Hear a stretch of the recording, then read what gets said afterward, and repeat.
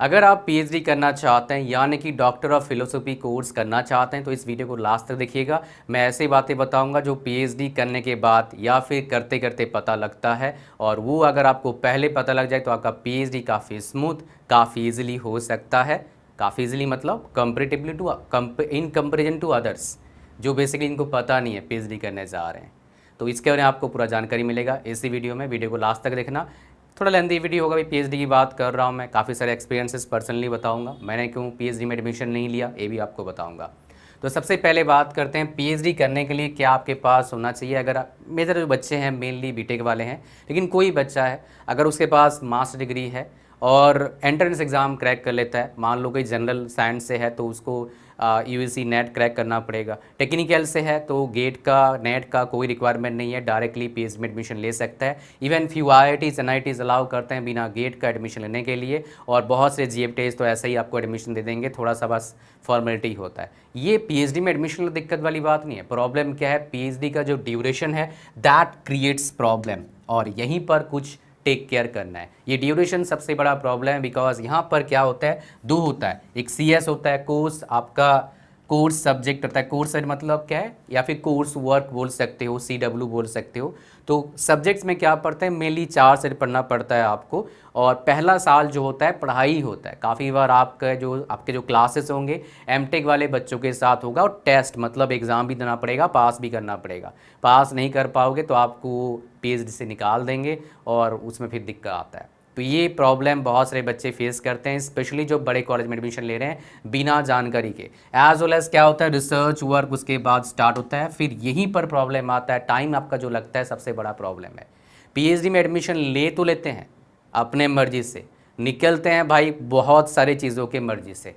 ये सबसे बड़ा प्रॉब्लम है पीएचडी का। अगर आप चाहते हैं टीचर बनना गवर्नमेंट में, अगर आप चाहते हैं आरएनडी जॉब्स लेने के चाहते हैं गवर्नमेंट सेक्टर में, तो भाई पीएचडी आपके पास इकलौता ऑप्शन है। लेकिन अगर आप प्राइवेट सेक्टर में हैं, अगर आप बिजनेस में हैं, आप चाहते हैं आपका एक पर्सनैलिटी, मतलब डीआर डॉट लगने से एक पर्सनैलिटी बनता है, एक ऑथोरिटी शो होता है, वहाँ डीआर डॉट है मतलब डॉक्टर है भाई, डॉक्टर समथिंग, डॉक्टर XYZ, ठीक है। तो ये अगर आप लेना चाहते हैं तो इसका एक ऑल्टरनेटिव ऑप्शन भी है, उसका नाम क्या है, DBA, doctor of business administration.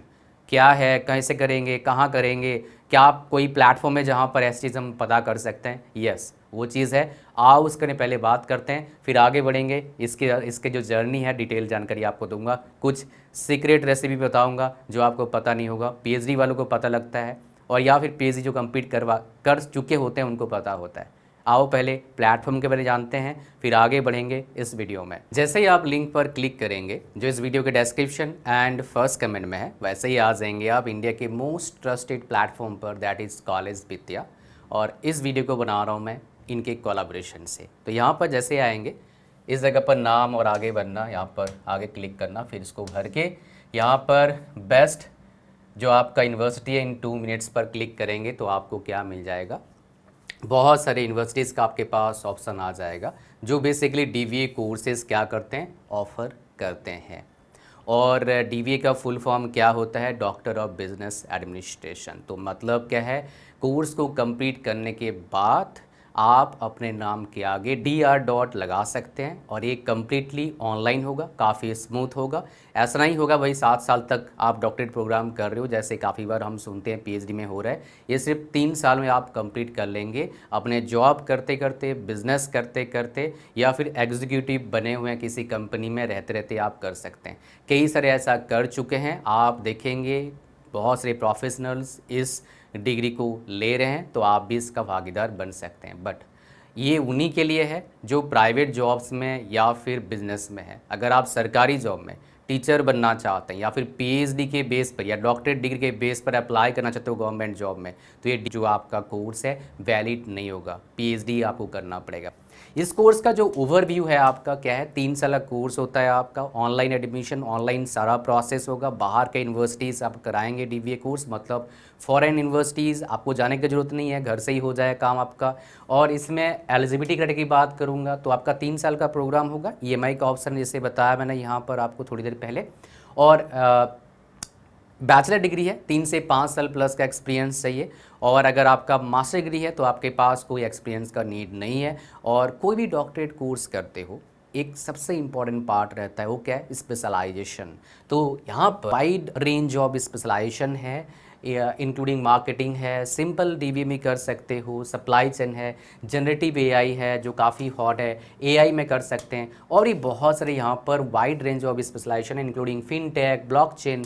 तो किसी भी स्पेशलाइजेशन को चूज़ करके आप अपने डीबीए का जर्नी स्टार्ट कर सकते हैं। तो आप अगर अपने नाम के आगे DR. लगाना चाहते हैं, बहुत स्मूथली ऑनलाइन एक कोर्स करना चाहते हैं जो डॉक्टरेट कोर्स है, तो ये आपके लिए बहुत अच्छा हो सकता है। और पूरा डिटेल जानकारी इस वेबसाइट पर मिलेगा, आप नीचे लिंक डिस्क्रिप्शन में फर्स्ट में क्लिक करके जा सकते हैं। और अगर आपको जानकारी चाहिए, आप क्या कर सकते हैं, इनके एक्सपीरियंस्ड करियर डेवलपमेंट एडवाइजर से बात कर सकते हो, ऑडियो और वीडियो काउंसलिंग के ज़रिए, वो भी बिल्कुल फ्री में। तो इसको जाने मत दीजिए, link description and first comment में है, उस पर क्लिक करके ज़रूर चेक करिए। अब चलिए अपने वीडियो को कंटिन्यू करते हैं आगे।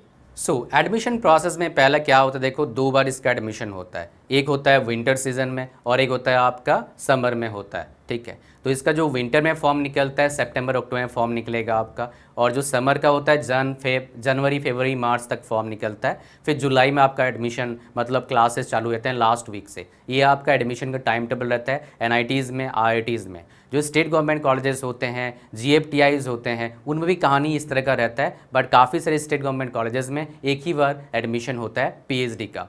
अगर आप स्टाइपेंड में कोई दिक्कत नहीं चाहते हो और बीटेक कर रहे हो, एमटेक कर रहे हो, तो आप PhD कर लो। मतलब PhD करने से पहले गेट करके जाना, स्टाइपेंड मिल जाएगा 38,000 के आसपास। कुछ स्पेशल कैटेगरी आता है जैसे PMRF, उसका फंड से आपका 75,000 स्टार्टिंग के 2 साल, फिर 80,000 मिलता है, फिर 85,000 मिलता है, 2 साल में 5,000 बढ़ता रहता है। कुछ जो आपका बोल सकते हो आपके कॉलेजेस हैं, नया कुछ लाए, जैसे IIT खड़गपुर रिसेंटली लाई थी, उसमें 90,000 पर मंथ तक का आपका स्टाइपेंड है। बट ऐसे बहुत रेयर हैं। ये कहानी आपका है PhD एडमिशन का। मेरा पर्सनल एक्सपीरियंस, मैंने क्यों ज्वाइन नहीं किया था, इसके पीछे 2 बड़ा रीज़न था। PhD करने के बाद जो आउटकम मिलेगा वो मेरे जो एक्सपेक्टेशन था उससे मैच नहीं कर रहा था, इसलिए मैंने ज्वाइन नहीं करा। और वहाँ पर जो PhD कर रहे हैं उनसे बात कर मुझे पता लग गया जो मेरे को चाहिए PhD से वो नहीं मिलेगा, इसलिए मैंने ज्वाइन नहीं किया। कॉलेज भाई टॉप 20 रैंक वाला था, सरकारी ही था, प्राइवेट नहीं था, ठीक है। अच्छा, यहाँ पर आ जाओ। तो ये पर्सनल एक्सपीरियंस है, मैंने टेस्ट दिया था, इंटरव्यू में मैंने उसको मना कर दिया, जो टीचर्स थे उनको मना किया, जी सर मैं तो ज्वाइन नहीं कर सकता। बिकॉज एक्चुअली उनका जो HOD थे बोला, सर आप इतना कमा रहे हैं ना, मेरे प्रोफेसर के इतने सैलरी नहीं है फिलहाल। ये आज की बात नहीं, 10 साल पहले की बात है। प्रोफेसर मतलब असिस्टेंट प्रोफेसर की बात है, असिस्टेंट प्रोफेसर सैलरी 1 लाख के आसपास होता है, और उस टाइम में 1 लाख से ज़्यादा सैलरी कमा रहा था, तो इसलिए। तो प्लस मेरे को कुछ और क्लॉज थे, मैं बता नहीं सकता, जिसकी वजह से मैं एडमिशन लिया नहीं, ठीक है। आ जाओ, नेक्स्ट हम बात करते हैं क्या टेक केयर करना है एडमिशन लेने से पहले। देखो, एडमिशन लेने से पहले 3 बातें जानना है। एक टेस्ट होगा, टेस्ट में गेट का 1 नंबर क्वेश्चन मैक्सिमम टाइम आता है आपका, तो गेट के 1 नंबर क्वेश्चन करके जाइए। हम सोचते हैं ऐसा जिसमें हम एडमिशन लेंगे वही सवाल आएगा, ऐसा नहीं। पूरा मैकेनिकल से हो, पूरा मैकेनिकल का सवाल आएगा, इलेक्ट्रिकल से हो, पूरा इलेक्ट्रिकल का सवाल आएगा। गेट 1 नंबर क्वेश्चन करके जाओगे तो आपका काम बन जाएगा, कोई दिक्कत वाली बात नहीं होगा। अच्छा, तो टेक केयर पहला हो गया, प्रिपरेशन। दूसरा क्या है, आपको सवाल पूछा जाएगा किससे, आपके थीसिस जो एमटेक का आपने किया है उसी से पूछा जाएगा। प्लस आपसे पूछा जाएगा कुछ ऐसे क्वेश्चन, ट्रिकी क्वेश्चन, उनका मोटो होता है क्या, उन क्वेश्चन से जानने का क्या आप टिकेंगे, मतलब क्या आप PhD कंटिन्यू कर पाएंगे। बिकॉज उनका सोल मोटो होता है ऐसे बच्चों को हम सिलेक्ट करें जो PhD कंप्लीट करके यहाँ से जाए।